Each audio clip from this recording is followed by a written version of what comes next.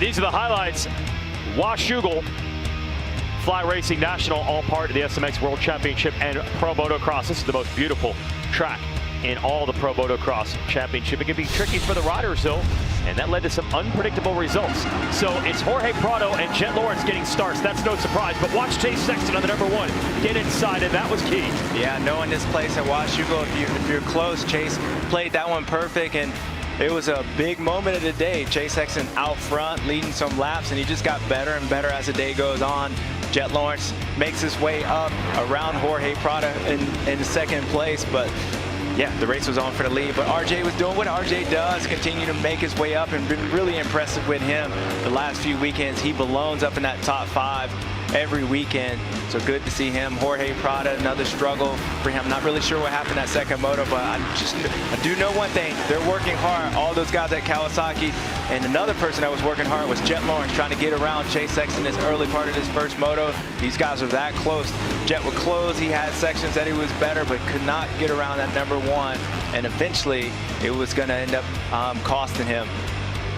Yeah, cannot make the move, and then watch this.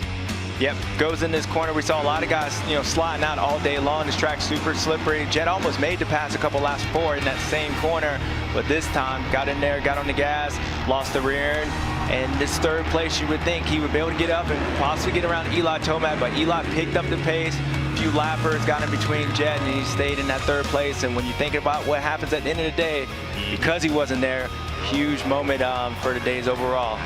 Yes, and what a bounce back for Sexton and Tomac, who were way back, distant margins to the Lawrences last week. Sexton now a race winner this year, and Tomac second. Goes to Moto 2, and this is probably the best racing we have seen all year. Hunter Lawrence, a great start. Prado is there, but you got Tomac, you got Sexton, you got Jet. They're all fighting. Yeah, and it looked like our own JT with that hole shot. Hunter Lawrence got out there, huge hole shot. Not the best start that first moto. Hunter said he needed to get a better one and be more aggressive, and he did. But talking about a rider that was aggressive and finding that confidence was this number one, Chase Sexton. We didn't even show what was going on. He was trying to get around Jet Lawrence. This was the opening lap, and after a couple attempts, eventually Jet Lawrence had to get around his brother because he felt the pressure of not only Chase Sexton, but Eli Tomac closing in. Jet would make the pass, and so would Chase Sexton. Chase would try to get around him as well. And ends up, so good. Yeah, ends up getting around Hunter Lawrence, passing around the outside. You thought it'd be, moving forward towards Jet Lawrence, but Hunter Lawrence had another thought. Going up Horsepower Hill, got that power down, ends up getting back around Chase Sexton, and then we end up having an issue where the red flag came out, and these guys have to restack them. Yeah, Sexton makes this move here in an area you do not see passes often, but he's greeted out of this next turn by a red flag. Yeah. And now we got a restart situation. Yeah, my bad. They were passing each other so much. Oh, yeah. Another whole shot by the Lawrence brothers out front. First time we ever had this staggered start in the motocross.